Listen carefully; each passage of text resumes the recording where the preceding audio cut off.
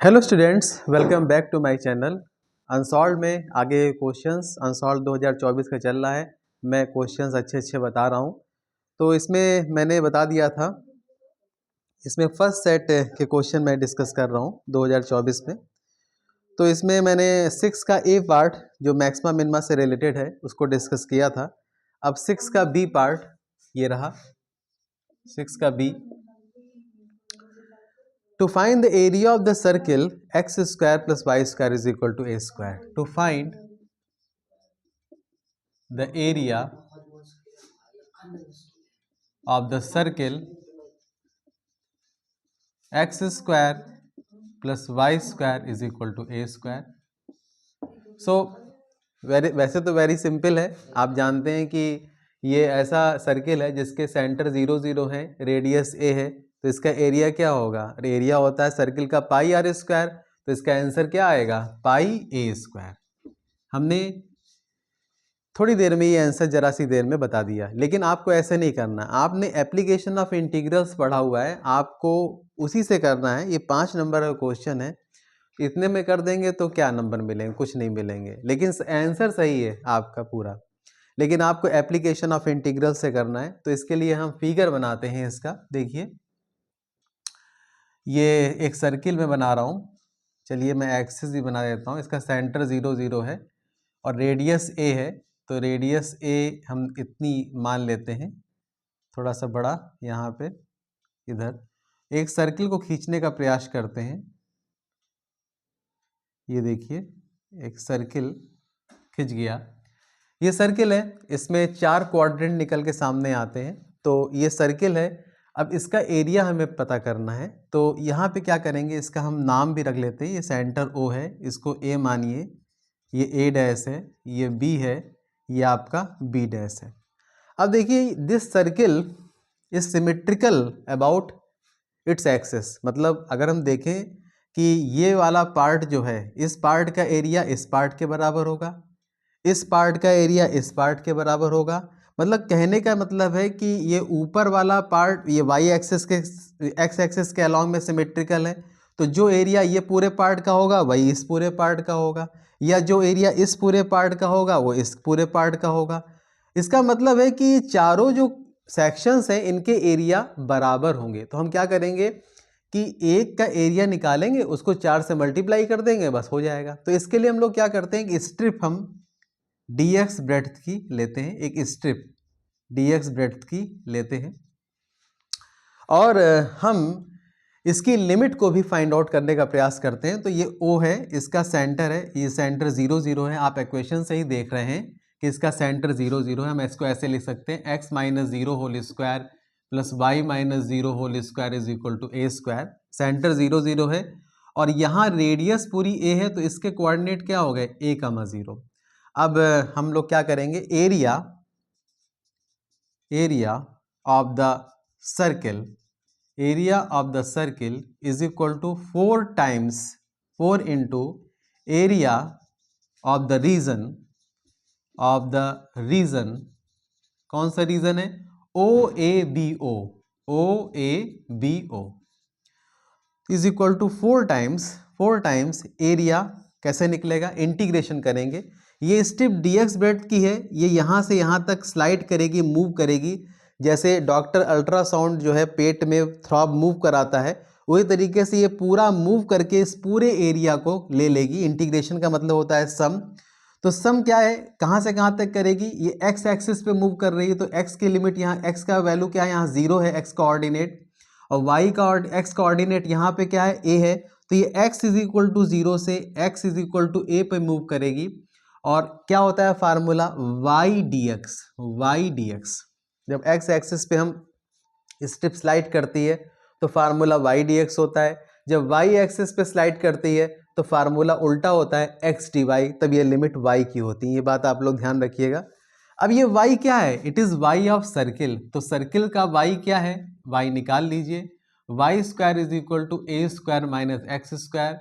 तो y is equal to under root a square minus x square. Positive value लेंगे तो ये चीज हम करेंगे, यहाँ पे रखें 4 integration from 0 to a under root a square minus x square dx। अब इसका फार्मूला होता है, आप जानते हैं कि integration root a square minus x square d x is equal to होता है x/2 root a square minus x square plus a square by 2 sine inverse x upon a plus c. अब ये डेफिनेट इंटीग्रल है तो हम लोग सी नहीं जोड़ते, तो आपको ये फार्मूला याद होना चाहिए। अगर नहीं भी याद होता है तो यहाँ पे हम ट्रिग्नोमेट्रिक सब्स्टिट्यूशन से निकाल सकते हैं x is equal to a sine theta या ए कॉस थीटा। जब यहाँ पे a square minus x square हो तो हम रख सकते हैं, हम ए साइन थीटा रख करके इसकी लिमिट को चेंज करके आराम से निकाल सकते हैं। लेकिन फार्मूला अगर याद है तो सो फार सो गुड। तो हम लोग फार्मूला लगाते हैं तो क्या बनेगा, देखिए it is x/2 root a square minus x square plus a square by 2 sine inverse x upon a, और c नहीं जोड़ेंगे क्योंकि डेफिनेट इंटीग्रल में c कट जाता है तो हम नहीं जोड़ते हैं। ये x बराबर 0 से x इज इक्वल टू ए तक की लिमिट गई। इसके बाद लिमिट को हम रखते हैं तो पहले अपर लिमिट रखेंगे, देखिए x इज इक्वल टू ए रखेंगे, आप देखिए यहाँ a/2 होगा लेकिन यहाँ पे a रखेंगे तो a square minus A square ये कट जाएगा तो पूरा सिस्टम 0 हो जाएगा। इतना मैंने किया। फिर यहाँ पे भी अपर लिमिट पहले रखिए x की जगह पे, तो a square by 2 sine inverse क्या आ जाएगा a by a, sine inverse a by a. तो a बाई ए कट के क्या हो जाएगा, मैं डायरेक्ट लिखता हूँ a बाई ए क्या हो जाएगा 1 साइन इनवर्स 1। फिर बात आती है लोअर लिमिट की, तो x बराबर 0 रखिए, तो x बराबर जब 0 रखेंगे तो यहाँ पे पूरा 0 हो जाएगा, और यहाँ पे x को 0 रखेंगे तो a square by 2 sine inverse 0 ये आपका बन जाएगा। फिर मैं ऊपर लिखता हूँ। इसके बाद देखिए यहाँ पे क्या है, ये 0 हुआ ए स्क्वायर बाई 2, और ये देखिए 4 यहाँ पे 4 छूट गया तो 4 भी लिख दीजिए, तो ये बनेगा आपका 4 टाइम्स ब्रैकेट के अंदर क्या आया, देखिए ए स्क्वायर बाई 2 और साइन इनवर्स 1 क्या होता है पाई बाई 2, भाई साइन पाई बाई 2 क्या होता है, साइन पाई बाई 2 1 होता है, तो pi by 2 is equal to sine inverse 1, inverse operate होगा तो साइन इनवर्स 1 की वैल्यू पाई बाई 2 हो जाएगी। और साइन इनवर्स 0 की वैल्यू क्या होती है, 0 होती है, क्योंकि साइन 0 0 होता है, तो साइन इनवर्स 0 बराबर 0 होगा, तो ये पूरा 0 हो जाएगा, खाली यही बचेगा। अब देखिए 2 2 जा 4, ये आप कट गया तो आंसर क्या आ गया आपका पाई ए स्क्वायर, और एरिया है तो हम लोग स्क्वायर यूनिट्स में लिखते हैं। तो इस तरीके से आपका ये आंसर एप्लीकेशन ऑफ इंटीग्रल से मैंने इसका क्वेश्चन का आंसर बताया। तो ये क्वेश्चन हुआ। इसके बाद next question. Now next question आपके सामने एक वेक्टर का क्वेश्चन है। क्वेश्चन ये कहता है कि you have to find the perpendicular unit vectors perpendicular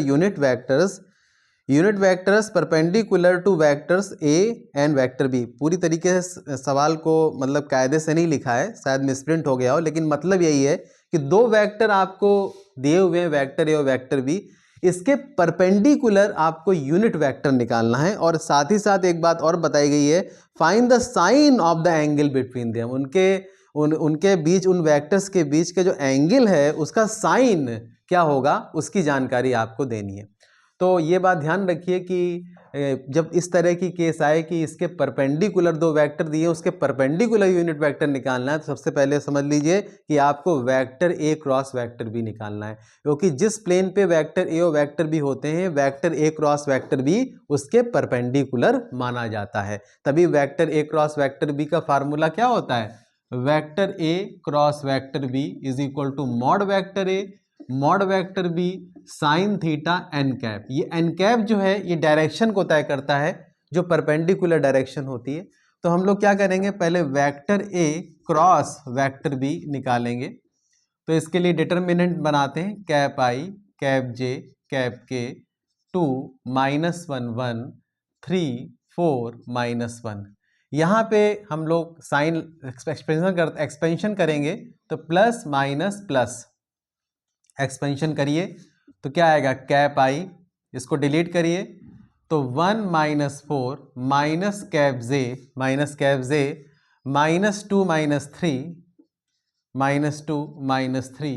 plus cap के 8 plus 3, 8 plus 3, 8 plus 3, 2 4 the 8 plus 3, तो कितना आएगा -3 कैप आई, -2 -3 -5, तो माइनस माइनस प्लस, तो प्लस का 5 कैप जे और प्लस का 11 cap k. This is the vector A cross vector B, जो वेक्टर ए और वेक्टर बी दोनों के परपेंडिकुलर है। तो हम लोग क्या करेंगे, इसको एक नया वेक्टर, वेक्टर पी हम मान लेते हैं। चलिए वेक्टर पी मान लेते हैं। सो यूनिट वेक्टर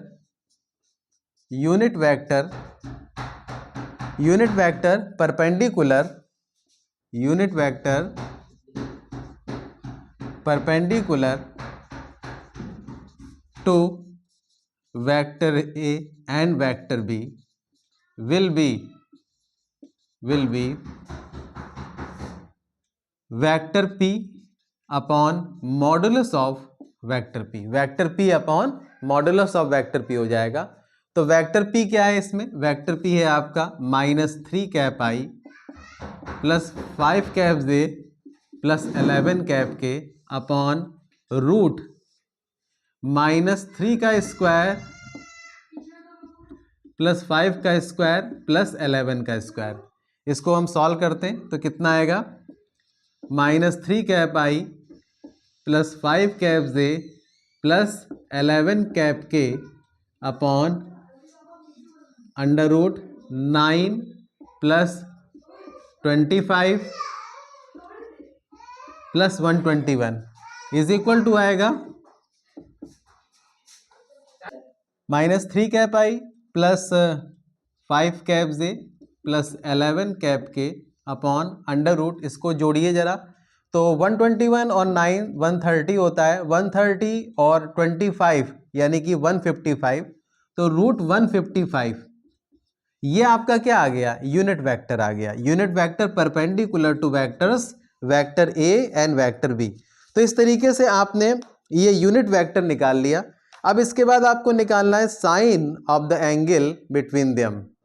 फार्मूला पता है आपको, ये फार्मूला पता है, तो इससे साइन थीटा अगर हम मॉड लें, mod of vector A cross vector B, तो ये हो जाएगा, डबल मॉड का कोई मतलब नहीं, सिंगल मॉड ही होता है, मॉड वेक्टर ए mod vector B sine theta mod n cap. और मॉड एन कैप का वैल्यू क्या होता है, मॉड वेक्टर ए mod vector B sine theta n cap का वैल्यू 1 होता है। तो इससे जो साइन थीटा की वैल्यू आएगी, इससे साइन थीटा जो आएगा वो आएगा मॉड वेक्टर ए cross vector B upon mod vector ए mod vector B. Sine theta की वैल्यू आपकी ये आ जाएगी। तो यहाँ पे साइन थीटा की वैल्यू लिखते हैं, मॉड वेक्टर फार्मूला लिखते हैं, मॉड वेक्टर ए cross vector B upon mod vector ए mod vector b. Mod vector ए क्रॉस वेक्टर बी, आपने मॉड देखिए, ये वेक्टर ए क्रॉस वेक्टर बी ही तो पी था, पी ये पी था ना, पी जिसको माना था मॉड वेक्टर पी, और नीचे मॉड वेक्टर ए मॉड वेक्टर बी। तो मॉड वेक्टर पी की वैल्यू कितनी आई है, रूट 155। और मॉड वेक्टर ए क्या होगा, ये देखिए वेक्टर ए है, इसका मॉड क्या होगा निकालिए, तो होगा देखिए 2 का स्क्वायर कितना होता है 4, -1 कोफिशिएंट है उसका स्क्वायर 1, और ये 1 है तो 1 का स्क्वायर 1। फिर इसके बाद साथ में मॉड वेक्टर बी भी है, तो 3 का स्क्वायर 9, 4 का स्क्वायर 16 और -1 का स्क्वायर +1। तो आपका क्या बना, अंडर रूट 155 अपॉन 415 516, तो root 6 and root 26, root 6 root 26 ये आपका बना इस तरीके से। तो इसका मतलब है कि इसको हम मल्टीप्लाई कर दें तो आपका आ जाएगा रूट 155 अपॉन रूट 26 6 तो 6 6 36, 3 6 2 12 और 3 15 156, ये आपका 156 आ गया। इसका मतलब है कि sine theta is equal to आ गया अंडर रूट 155 अपॉन 156। तो this is the sine of the angle between them. तो इस तरीके से आपका ये क्वेश्चन हुआ। तो ये वेक्टर का क्वेश्चन है, इस तरह के क्वेश्चन आते रहते हैं। तो ध्यान दीजिएगा कि कभी परपेंडिकुलर यूनिट वेक्टर पूछे तो हमेशा आप वेक्टर ए क्रॉस वेक्टर बी पे अपना ध्यान ले जाएंगे। इसके बाद next question, now next question है 6 का डी पार्ट है, 2024 का पहला सेट चल रहा है। इसमें you have been given a matrix A as cos theta sin theta in the first row minus sin theta cos theta in the second row, and you have to prove that a to the power n is equal to cos n theta sin n theta minus sin n theta cos n theta, where n belongs to the set of natural number, where n belongs to the set of natural number. So it is very easy question. We will solve this question by the method of principle of mathematical induction, by principle of mathematical induction, जो 11th में पढ़ाया जाता है. तो कैसे हम करेंगे, तो इसमें 3 स्टेप होते हैं. तो स्टेप नंबर 1, तो पहले सबसे पहले तो लेट Pn, एक स्टेटमेंट होता है Pn, ये जो मुझे प्रूव करना है इसको हम एक स्टेटमेंट के रूप में कंसीडर करते हैं, कथन. अब कथन क्या होता है, कथन 2 तरीके के होते हैं, एक सकारात्मक एक नकारात्मक, एक पॉजिटिव एक नेगेटिव. एक या तो कथन सच हो सकता है या वो झूठ हो सकता है. जैसे कल हमें कानपुर जाना है, हो सकता है हम सच बोल रहे हो सकता है हम झूठ बोल रहे हो. नहीं जाना हो तो बोल रहे हो जाना है, या सही सच बात है जाना है तो जाना है. तो 2 तरीके के होते हैं, सच या गलत. तो यहाँ पे एक कथन हमने Pn माना, स्टेटमेंट Pn माना, और इसकी सत्यता हम देखेंगे कि ये सच है क्योंकि हमें प्रूव करना है. तो ये cos n थीटा है, sin n थीटा है, माइनस sin n थीटा है, cos n थीटा है. तो स्टेप फर्स्ट में हम लोग क्या करेंगे कि for n is equal to 1 हम स्टेटमेंट की जो मतलब वेरिफिकेशन करेंगे, स्टेटमेंट सही है कि गलत है. तो n इज इक्वल टू 1 के लिए हम करेंगे तो P1 इसको P1 लिखते हैं सच दैट, यहाँ पे n की जगह दोनों जगह 1 रखिए. तो a की पावर 1 बराबर cos 1 theta sin 1 theta minus sin 1 theta cos 1 theta. तो आपका क्या आ जाएगा, ये cos theta sin theta minus sin theta and cos theta, ये आपका आ जाएगा. तो ये तो सच है ना, a की पावर 1 मतलब a की पावर 1 मतलब a, और ये तो क्वेश्चन में ही दिया है कि if a is equal to cos theta sine theta minus sine theta cos theta, तो वही तो आ गया. इसका मतलब this statement is true for n is equal to 1. So P1 is true, ऐसे भी लिख सकते हैं, P1 इज ट्रू, और statement is true, statement is true for n is equal to 1. अब इसके बाद दूसरा स्टेप आता है, इसके लिए मानते हैं let the statement is true for n is equal to r. r एक हम अपने मन से मानते हैं, r एक नेचुरल नंबर है, उसके लिए मैं स्टेटमेंट को सच मानता हूं, माना ये सच है. सो हम कह देंगे PR सच दैट a की power r is equal to, यहाँ पे n की जगह r रखिए, cos r theta sin r theta फिर माइनस sin r थीटा और cos r थीटा. ये सच मैंने माना है. अब हम क्या दिखाएंगे स्टेप नंबर 3 में, स्टेप नंबर 3 में हम दिखाएंगे कि ये r के लिए सच है तो इसके सक्सेसर के लिए यानी कि r+1 एक नंबर आगे के लिए भी सच है. अगर ऐसा है तो मामला फिट हो जाएगा. इसका मतलब है कि हम निकालेंगे इसमें PR+1. तो PR+1 कैसे बनेगा, यही जो आपका, इसको 2 मान लीजिए, इसको पहला मान लीजिए, ये आपका ये पहला मान लीजिए स्टेटमेंट, इसको दूसरा कर लीजिए. अब हम क्या करेंगे, ये जो दूसरा है सेकंड में, इसमें दोनों तरफ a से मल्टीप्लाई करेंगे. तो a to the power r dot a is equal to क्या होगा, ये आपका a की पावर r+1 बन जाएगा, तो स्टेटमेंट PR+1 वाला बन जाएगा. तो ये हो जाएगा cos r theta sin r theta minus sin r theta cos r theta. फिर इधर की तरफ क्या हो जाएगा, इधर की तरफ क्या a की वैल्यू रख देंगे, तो a क्या, सॉरी मैट्रिक्स a रख देंगे. तो cos थीटा sin थीटा फिर minus sin theta cos theta, ये आपका बनेगा तो ये मैट्रिक्स भी 2x2 ऑर्डर का है, ये भी 2x2 ऑर्डर का है, तो दोनों मल्टीप्लाई हो जाएंगे। तो इधर हम मल्टीप्लाई करते हैं। सो PR+1 बराबर PR+1 सच दैट A⁻R+1 बराबर, अब इसको मल्टीप्लाई करते हैं। देखिए तो फर्स्ट रो फर्स्ट कॉलम, तो क्या बनेगा, cos R theta cos theta, cos R theta cos theta, फिर minus sine R theta sine theta, sine theta. इसको ऐसा करते हैं, नीचे थोड़ा लिख लेते हैं दिखाई पड़े, तो ये इधर से लिखिए ऐसे, cos R theta cos theta, cos R theta cos theta, minus sine R theta sine theta, फिर first row second column cos R theta sine theta, sine theta, फिर इसके बाद आता है plus sine R theta cos theta,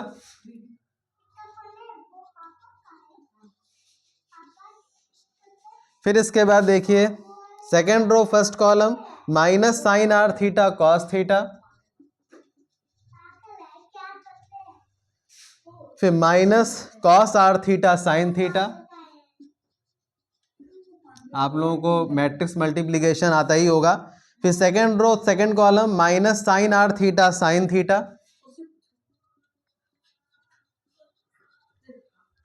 और plus cos R theta cos theta.